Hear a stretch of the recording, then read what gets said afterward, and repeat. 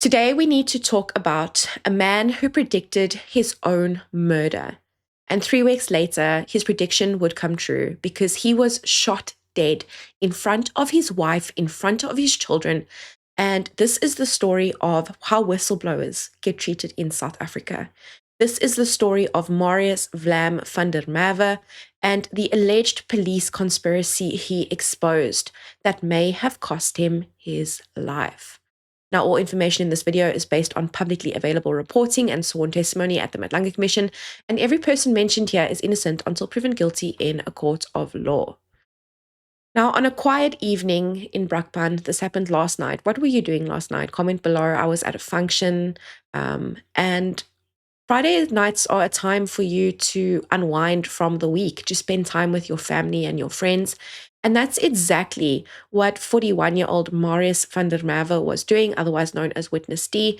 He was with his wife and his children, and he was a former member of the EMPD, and he is an owner of his own security company, the QRF Task Team, and he was ambushed. Now, 2 gunmen lay in wait, and when he returned home, he was driving home, he had his wife in the car with him, and at around 7:30, he pulled into his driveway. It was a poorly lit street. It was another Friday night for him. He didn't see it coming, but the 2 gunmen who were waiting in the bushes, they knew what they were going to do, because as soon as he got out the car, they pounced on him and they shot him twice, and he would pass away immediately at the scene. He was shot at around 7:30 in front of his children, in front of his wife.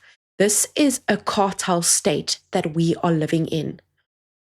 Now, his wife and his children, they watched it happen. I cannot even imagine the trauma.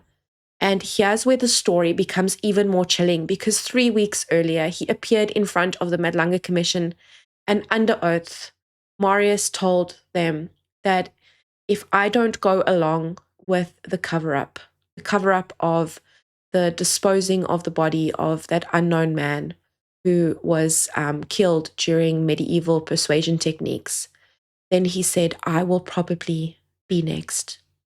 And he was right. Now, Marius had just implicated a senior EMPD official, Julius Mkhwanazi. I know I call him the bad Mkhwanazi. He's no relation to General Mkhwanazi, who held that 6th of July presser that they must recognize as our new Independence Day. And he basically implicated him in some serious wrongdoing. Now, we got to talk about why someone would want to get rid of Marius. Now, Marius was a key witness in the case against Julius Mkhwanazi coming to the crime scene. He is the only one there that has spoken. And perhaps we have to look at the motive for his killing. Was this a message to the others that if you speak, if anyone speaks, the same thing will happen to you? Comment below what you think, because we already have his testimony. But the Ipid case against these other officers and Julius Mkhwanazi is still undergoing. And we know that Marius was a key witness in that case as well. So what will happen to all of these cases? Will these people get off scot-free?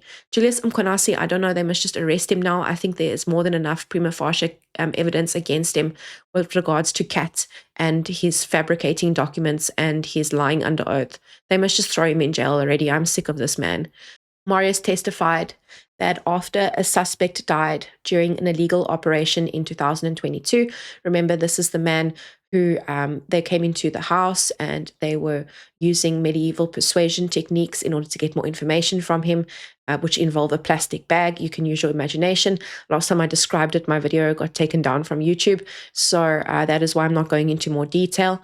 And we're during this process of the medieval persuasion techniques, the suspect died. Remember, he even offered them 500,000 rand to just leave them alone, but they wouldn't.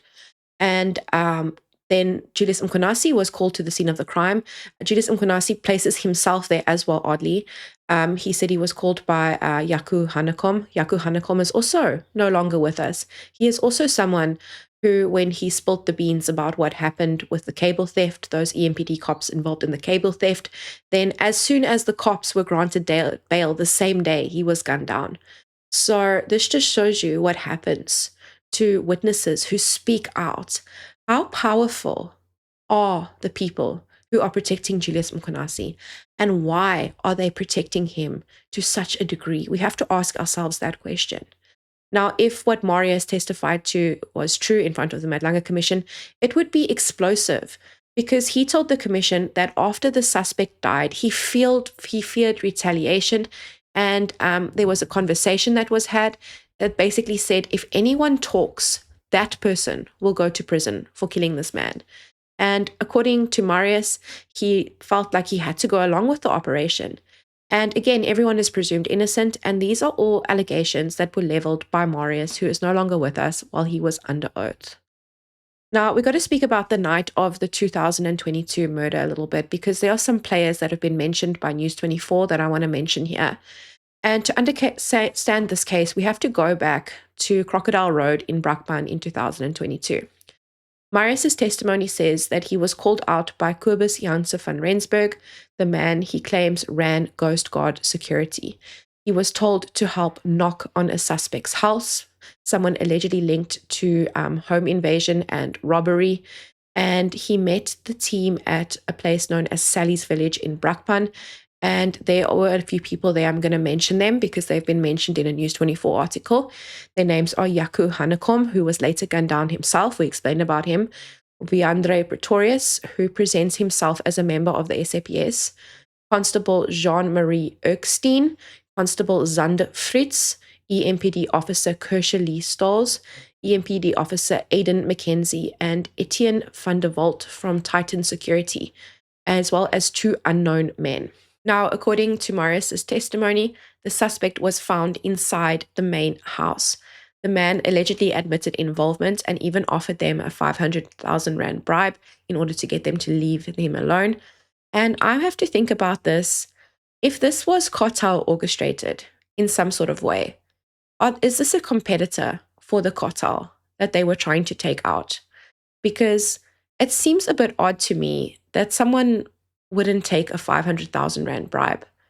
There's more to this story, and we need to go and investigate the story more, because it is odd. It is odd why they would use medieval persuasion techniques on this man, refuse the 500,000 rand bribe, which tells me they wanted information from him. Why else would they use their medieval persuasion techniques? Now, is this cartel business? I think this is cartel business, perhaps a competitor. But according to Marius, 2 unknown Brakpan men and Pretorius forced the subject into a bedroom and closed the door. And what happened next is shocking. While he was in that bedroom, the medieval persuasion techniques were used on him with the plastic bag, and they were trying to get information out of him. And eventually he ended up passing away. And he said Hanekom told him, Hanekom, who is also no longer here, that don't worry, the chief will handle it. And then Julius Mkhwanazi arrived wearing a dark tracksuit at 2 a.m. in the morning. His own testimony, he places himself there. Commissioners, at that stage, I did not know who he was referring to. And as continued in my statement, I walked to the main gate after this was said. And after I noticed the members that I've mentioned walk away to go and get a firearm to plant.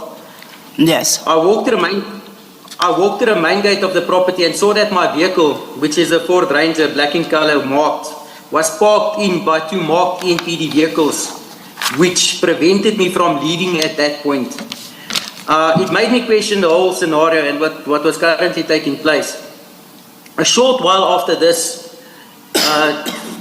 Chief Soup Julius Mkhwanazi, JD Mkhwanazi, arrived at the scene, and we were informed that this is the chief in a dark tracksuit of some sort. At this time, apologies, witness. At this time, did you know who Chief Superintendent Julius Mkhwanazi was? It was my first time seeing him that evening, and then it was obviously when Jaco indicated to us that this is Mkhwanazi, Chief Soup Mkhwanazi. Did you know what unit or institution he's aligned to? From the system, I understood that he was EMPD or Metro Police. EMPD, you say? or Metro Police from the rank structure. Thank you. You may continue.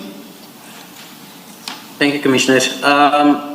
So Jaco Hanekom and Leandre addressed him as chief, and the Metro members, including Jaco, Kershaw, Etienne was with me at that stage. So the Metro members, they all had a meeting with the SOOP away from myself and Etienne. Shortly afterwards, they returned to where we were. JD Mkhwanazi said that we needed to throw the suspect's body into a mine shaft or dump it into a dam. As he said this, he looked at me. Leandre then in turn informed me that I must take the body and dump it. They will show me where and that I should relax. Since my vehicle is marked, Leandre said it won't attract any attention. I was directed by Leandre at this stage where to park my Bakkie next to the front door. That is as you're coming from the main gate. I was escorted to my vehicle by 2 EMPD members and told where to park it. Jaco Hanekom essentially broke the gate to allow my vehicle entry into the property. I parked my vehicle at the designated spot and walked towards the main gate where I remained until they were finished. Before you continue, witness D, apologies, before you continue, you say that when Chief Superintendent Mkhwanazi said that the body should be thrown into a mine shaft or dumped into a dam, yes. You make the point of stating that when he said that, he looked at you. What did you interpret that to mean? Commissioners, it was quite clear at this stage that it was expected from me to dispose of the deceased body. And as I said, it's especially after the meeting took place between themselves. It was quite clear that they decided between themselves that I'm the one that's supposed to dispose of the body. And did you so agree? I really didn't have a chance to agree. I felt like I was being forced. At this stage, I felt that I was being outnumbered, as the decision was made already, and we're dealing with a very serious and dangerous situation at this stage already. Yes. So I interpret it as if I don't comply, then I would probably be next. And we know that Hanekom, who would also be a key witness in the same Ipid case, was also gunned down. So this makes me think that this is all linked back to the Ipid case, to the Madlanga Commission.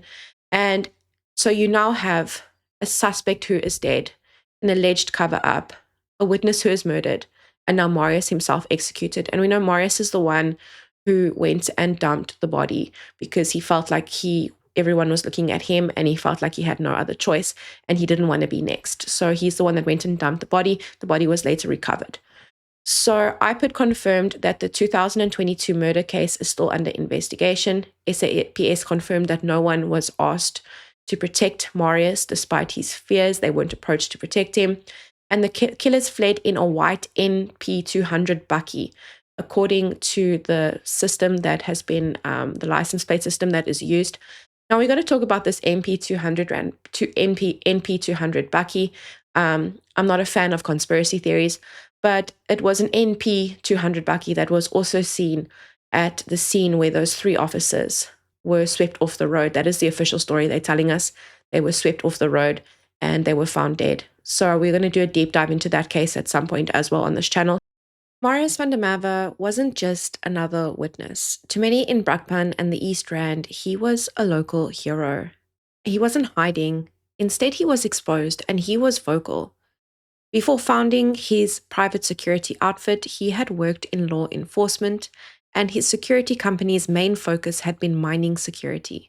Him and his team had helped shut down illegal mining shafts, as well as repeatedly confronted dangerous criminals known as Zama-Zamas.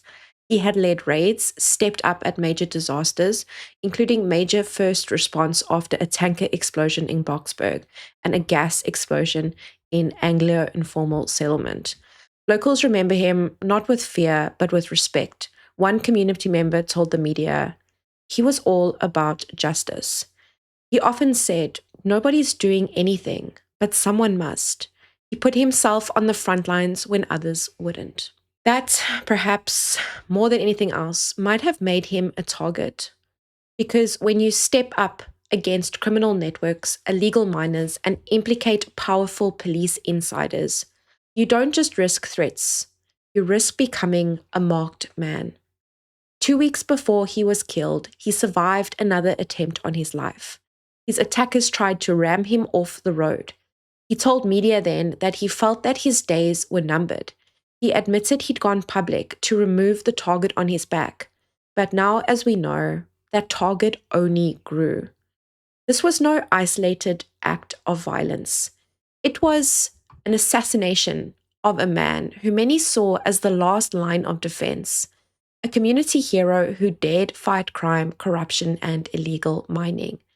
And when heroes become targets, the whole community suffers. Now, there have been conflicting things said about Marius on social media. Some people have been commenting that he's perhaps not a good guy, that he was just as involved and people feared him. But despite all of these contradictions and all the picture that is being portrayed about him, this is a man who, no matter what his past was, when it was time to tell the truth, he told the truth in front of the Madlanga Commission. He made some very serious allegations, the allegations that could get him killed. And ultimately, when he told the truth, he paid for it with his life. Now, the Madlanga Commission is in danger. It has been confirmed that some people have already wanted to withdraw. They have sent in requests to withdraw and to receive security. And we know that many of the witnesses who were set to appear, they have received threats. They have had their houses broken into, their alarm systems tampered.